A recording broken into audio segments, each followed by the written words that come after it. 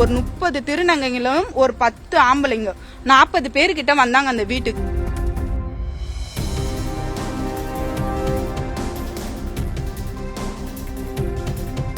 எங்க 3 பேரையும் அடிச்சு உதைச்சி உங்க அப்பா வரலன்னா உன்னை கத்தியால குத்திடுவேன் அதால குத்திடுவேன்ட்டுன்னு எவ்வளவு ஓடியமா பேச முடியுமோ அவ்வளவு ஓடியமா பேசி எங்களை அவ்வளவு அடி அடிச்சு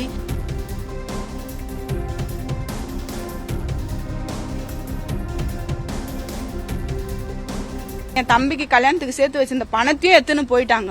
இவ்வளவு அமக்கலை பண்ணிட்டு போறாங்க, இவ்வளவு அராச்சகம் பண்ணிட்டு போறாங்க.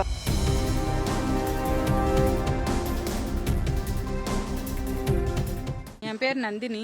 நான் இந்த சாஸ்திரி நகர்ல தான் 33 வருஷமா இருக்கிறேன். எங்க அப்பா வந்து இந்த திருநங்கைன்ற ஒருத்தவங்க கிட்ட கோட்டீஸ்வரன் அவங்க பேர் இப்போதைக்கு ரீசெண்டா என்ன பேர் வச்சிருக்காங்க எனக்கு தெரியாது. ஆனா அவங்க பேர் வந்து கோட்டீஸ்வரன். அவங்க ஒரு 33 வருஷமா எங்களுக்கு தெரிஞ்சவங்க தான், பழக்கமானவங்க தான். அவங்க இப்ப திருநங்கையா இருக்கிறாங்க. அவங்க வந்து ஒரு எமர்ஜென்சி கூட மெடிக்கல் எமர்ஜென்சிக்காக அப்பாட்ட காசு வாங்கிட்டு போயிருந்தாங்க. அவங்க காசு வாங்கி போனதுல இருந்து அதோட எங்க கூட அவங்க தொடர்புலயே இல்ல. சரி, இப்போ ஒரு கோயில் திருவிழாக்கோசம் நாங்க ஃபேமிலியா போயிருந்தோம். அப்ப அவங்கள பார்த்தோம் ரீசெண்டா அந்த இடத்துல. பார்த்துட்டு கொடுத்த காசை கூடுன்னு கேட்கும் போது அவங்க எங்க கிட்ட சண்டை போட்டு எங்க ஃபேமிலியை தகாத வார்த்தையெல்லாம் பேசி அவ்வளவு அமக்கலை பண்ணி வீட்டுக்கு ஆளுங்களை ஒரு 30 திருநங்கைகளும் ஒரு 10 ஆம்பளைங்க 40 பேருக்கிட்ட வந்தாங்க அந்த வீட்டுக்கு. நானும் என் தங்கச்சும் எங்க பாட்டியும் வயசான பாட்டி 3 பேர் தான் இருந்தாங்க. மீதி பேர் ஃபேமிலியில வந்து ரிலேஷன் ஒருத்தவங்க டெத் ஆயிட்டாங்கன்னு போயிட்டாங்க. எங்க 3 பேரையும் அடிச்சு உதைச்சி உங்க அப்பா வரலன்னா உன்னை கத்தியால குத்திடுவேன் அதால குத்திடுவேன்ட்டுன்னு எவ்வளவு ஓடியமா பேச முடியுமோ அவ்வளவு ஓடியமா பேசி எங்களை அவ்வளவு அடி அடிச்சு என் தங்கச்சிக்கும் கொஞ்சம் நல்லா உடம்பு சரியாம இருக்கிறாங்க. அவங்களுக்கு ட்ரீட்மெண்ட் பாத்துக்கிறேன். அவங்களையும் அவ்வளவு அடி அடிச்சு இவ்வளவு வீட்டை நீங்களும் பாத்திருப்பீங்க வீட்டெல்லாம் என்னென்ன பண்ணிட்டு போனாங்கன்னு. என் தம்பிக்கு கல்யாணத்துக்கு சேர்த்து வச்சிருந்த பணத்தையும் எடுத்துன்னு போயிட்டாங்க. இவ்வளவு அமக்கலை பண்ணிட்டு போறாங்க, இவ்வளவு அராச்சகம் பண்ணிட்டு போறாங்க. இதே ஏரியால இந்த இவங்க பேர் அனிதா, இவங்களும் திருநங்கை தான், இவங்களும் இங்க இருக்கிறவங்க தான்.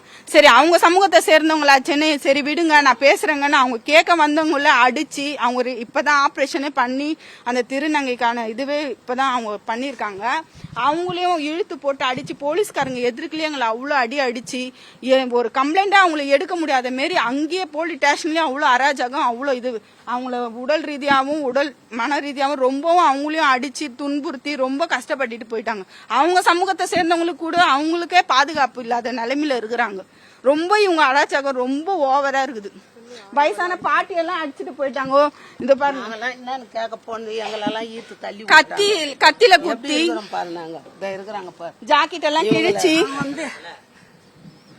ட்ரெஸ் எல்லாம் கிழிச்சு ஒரு பொண்ணுன்ற ஒரு மரியாதை கூட இல்லாம நல்லா புள்ள மாதிரி சாப்பிட்டுக்கின்னு கொண்டுக்கின்னு வந்து என் பொண்ணு ஏமாச்சி பணத்தை வாங்கிக்கின்னு பணம் கொடுக்காத இதுக்காக இந்த மாதிரி அராஜகம் பண்ணி விட்டுட்டானுங்க. எல்லாத்தையும் காலி பண்ணி என்னை வீட்டு தள்ளிப்பட்டு இந்த டிராவுக்கு எல்லாத்தையும் ஆராயிறானுங்க.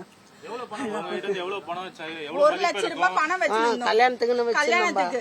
இப்பதான் சீட் எடுத்து அந்த காசை வச்சிருந்தோம். லாக்கர் எல்லாம் ஒடிச்சு நகைங்களை எடுத்துன்னு போயிட்டு பாட்டி கைதுல இந்த செயினையும் புடுங்கின்னு போய் அந்த வந்தவங்க ஒரு 30 பேர்கிட்ட வந்தாங்க.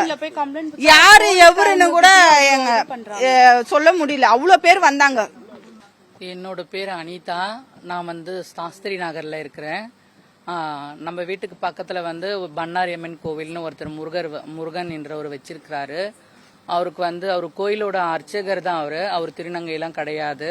அவரை வந்து மன உடைச்சல் பண்ணி கூட்டின்றவங்க வந்து நீ இப்படிலாம் கேட்டு அவங்க கிட்ட கொஞ்சம் பணம் வாங்கினால அந்த பணத்தை அவங்க திருப்பி கேட்க போகும்போது அவங்கள வந்து மன உடைச்சலா பேசி அவங்க வந்து தற்கொலையே போன வாரம் பண்ணிக்கலான்னு இருந்தாங்க. அவங்க பேரண்ட்ஸ் எல்லாம் ரொம்ப பாதிக்கப்பட்டிருக்கிறாங்க போன வாரத்துல இருந்து. அதனால எனக்கு இன்ஃபுளுன்ஸ் பண்ணாங்க. அதனால அவங்களுக்கு நான் என்ன இருங்கம்மா நான் வந்த உடனே கேட்கறேன்னு நான் சொல்லியிருந்தேன். அப்போ வந்து இவங்க என்னை இட்டுன்னு போய் கேட்டாங்க. கூட போடுறது உண்மைதான். அவங்களெல்லாம் நாங்க எதுவுமே தப்பாவும் பேசல, அவங்க மட்டும் தான் பேசியிருந்தாங்க. அப்போ அவங்க கூட வந்த சஞ்சனா என்றவங்க ரொம்ப அடிச்சு நான் இல்லம்மா ஏன் அந்த மாதிரி பண்றீங்கன்னா நீங்க தான்டா அப்படியா இப்படியான்னு தகாத வார்த்தைங்கெல்லாம் பேசி அவ்வளவு அடி அடிச்சு நீ இப்ப பாக்குறியா ஸ்டேஷன் இந்த வெளியே வந்தா உனக்கு கத்தியில குத்திடுவேன், கெஞ்சி அடிக்கிற பசங்களை காசை கொடுத்து உன்னை வெட்டுவேன், நீ வீட்லயே இருக்க மாட்டேன்ட்டு சஞ்சனா என்றவங்க கூட வந்து ஸ்வரா என்றவங்க அப்புறம் வந்து ஜாஸ்மின் என்றவங்க அவங்க கிட்டயும் நான் சொல்லியிருந்தேன். நான் இல்லம்மா அப்படின்னு சொல்லியும் இல்ல நீ தான் போனியாமே இவங்க தான் கோட்டின்றவங்க தான் சொல்றாங்கன்னு சொல்லி G3 காவல் நிலையம் முன்னாடி என்ன அவ்வளவு அடிச்சு என்ன துன்புறுத்தி என் ஜாக்கெட் எல்லாம் கிழிச்சு என் மண்டையில அடிபட்டு இருக்கு எல்லாம் பண்ணி நான் சொல்லும் போதும் என்ன அவ்வளவு அடிச்சு என்ன இந்த மாதிரி பண்ணிருக்காங்க. நான் சர்ஜரி பண்ணி இன்னும் ஒரு வீக் கூட ஆகல. என்ன ரொம்ப கொடுமை பண்ணாங்க. நான் என்ன பண்றேன்னு தெரியாது. நான் காவல் நிலையம் போலீஸ்காரங்க கிட்ட போகும்போது அந்த காவல் நிலையம் இருக்கிற போலீஸ்காரங்களையும் வாடா போடான்ட்டு ரொம்ப கெட்ட வார்த்தைங்களாம் அவங்கள பேசி அவங்களும் ரொம்ப எப்படி சொல்றது, எனக்கும் 6-7 பேர் ஒன்னா சேருவோம், அவங்களாலையும் ஒன்னும் பண்ண முடியல. அவங்களும் தனியா தான் இருந்தாங்க. அந்த நேரத்துல எல்லாம் வெளியே போயிருந்துருக்காங்க. ஸ்டேஷன்லயும் ஒரு 2-3 பேர் தான் இருந்தாங்க. எப்படி நான் சொல்றதுன்னு எனக்கே தெரியல. நாளைக்கு எனக்கு உயிருக்கு எதனா ஆபத்து ஆனா கூட சஞ்சனா என்றவங்க, ஜாஸ்மின் என்றவங்க, சுரா என்றவங்க தான் காரணம் இதுக்கு. கோட்டீஸ்வர் என்றவங்க இதுக்கு நீங்க தான் கூட இருந்து என் லைஃப் என்னவும் உங்க கையில தான் இருக்குது.